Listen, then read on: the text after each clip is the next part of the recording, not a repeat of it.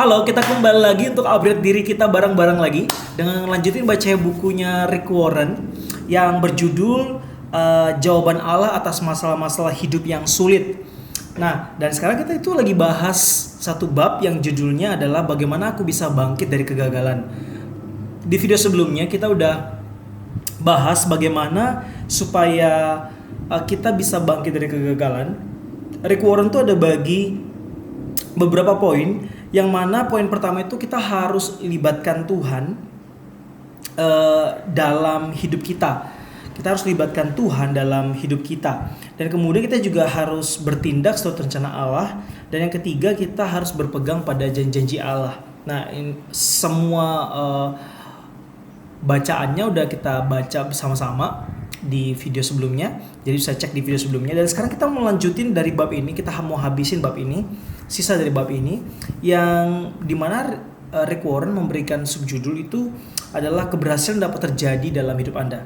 Keberhasilan dapat terjadi dalam hidup Anda. Nah, kita lanjutin baca ya untuk kita upgrade diri kita bareng-bareng. Anda mungkin berkata, kedengarannya indah sekali, tetapi kamu tidak mengetahui situasiku. Saat ini aku dikalahkan oleh masalah-masalahku. Aku sedang mengalami masa-masa sulit. Jika Anda sedang merasa dikalahkan oleh situasi-situasi Anda, izinkan saya menawarkan cara mengatasinya pada Anda. Bacalah Alkitab untuk menemukan suatu janji spesifik dari Allah, dan kemudian mulailah mengklaim janji itu.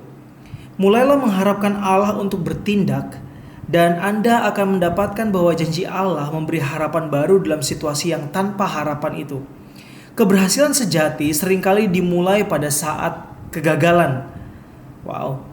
Saya mengenal sepasang suami istri yang relasinya sudah rusak parah, yang tampaknya tak dapat diperbaiki lagi.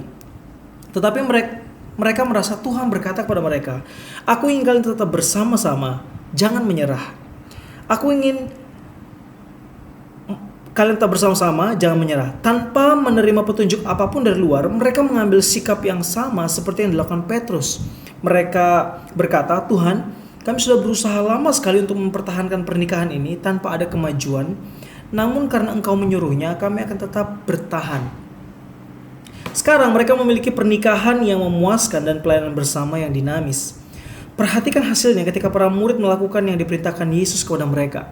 Mereka menangkap sejumlah ikan besar sehingga jala mereka mulai koyak. Allah memberkati mereka melebihi yang dapat mereka tangani. Begitulah selalu yang terjadi ketika Anda mengalami kehadiran Allah, bertindak sesuai rencana Allah, dan berpegang pada janji-janji Allah. Anda akan diberkati melebihi yang dapat Anda terima. Sesungguhnya ayat 7 menunjukkan bahwa para murid harus membagikan hasil tangkapan mereka kepada nelayan di perahu lain agar mereka tidak tenggelam. Itulah cara hidup yang indah. Maksudnya bagaimana? Maksudnya adalah Allah tidak hanya ingin memberkati hidup Anda, Dia juga ingin memberkati Anda sedemikian melimpah sampai Anda harus membagikan berkat Anda kepada orang lain agar tidak tenggelam. Dia bukan saja ingin memberkati Anda, Dia juga ingin memberkati orang lain melalui Anda. Orang-orang yang jalannya kosong, Allah memberkati para murid melebihi yang dapat mereka pakai untuk diri mereka sendiri. Mujizat itu membuat Petrus sangat terpana sampai ia berseru, "Tuhan, aku tidak layak menerimanya. Aku orang berdosa, ini terlalu dahsyat bagiku."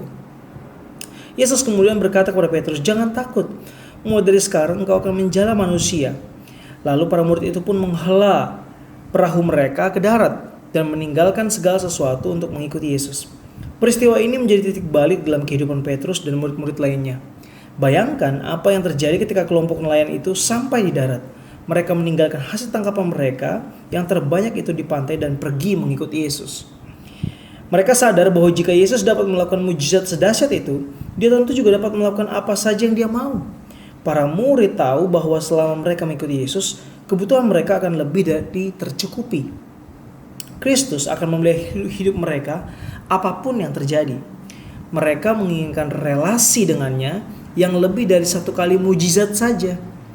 Lalu memanggil mereka untuk menjadi bagian dari tugas terbesar di dunia. "Aku akan menjadikan kalian penjala manusia. Kalian akan membagikan Injilku kepada orang lain." Bagaimana hubungan kisah ini dengan hidup Anda? Anda mungkin merasa seperti para murid sebelum Yesus datang. Aku sudah bekerja semalam-malaman dan tidak mendapatkan apa-apa.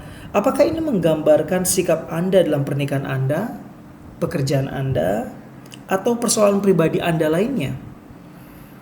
Anda merasa tidak mengalami kemajuan apapun sampai Anda berkata pada diri sendiri, apa gunanya? Untuk apa terus berusaha? Mengapa harus melanjutkan lagi? Anda mungkin menjadi agak sinis tentang kehidupan. Petrus tidak menjadi sinis. Ia tidak berkata, Tuhan, aku sudah bekerja 10 jam dan tidak mendapatkan apa-apa. Ini tentu artinya tidak ada ikan lagi di danau ini. Tidak. Ia tahu ikan itu ada di sana. Ia hanya belum menangkapnya. Hanya karena masalah Anda belum teratasi, bukan berarti tidak ada solusi. Seringkali justru melalui kegagalanlah kita mempelajari banyak hal yang membuat kita berhasil. Pesan Tuhan untuk Anda adalah jangan menyerah. Cobalah lakukan lagi, tetapi kali ini dengan kehadiran Yesus di perahu Anda. Dia akan membuat semuanya berbeda. Teman-teman, kita sudah baca buku ini, dan kalau teman-teman ada dalam masa-masa yang mengalami kegagalan yang berkali-kali dan bahkan ingin sampai menyerah, pesan pertamanya adalah jangan menyerah. Dan coba lagi, tetapi cobalah dengan cara yang berbeda. Bagaimana cara yang berbeda itu? Libatkan Yesus di dalamnya. Libatkan Yesus dalam perahu kehidupanmu. Libatkan Yesus, bertindak sesuai dengan rencana Allah, kemudian pegang janji-janji Allah sesuai dengan apa yang Allah sudah katakan dalam firman-Nya melalui Alkitab. Oleh sebab itu, jangan pernah menyerah, jangan pernah mengeluh, tapi teruslah berusaha. Dan ketika Yesus ada di dalamnya, maka apa yang engkau mau coba lagi bersama dengan Yesus pastinya akan menghasilkan dan memproses dan memberikan hasil yang berbeda untuk kali ini.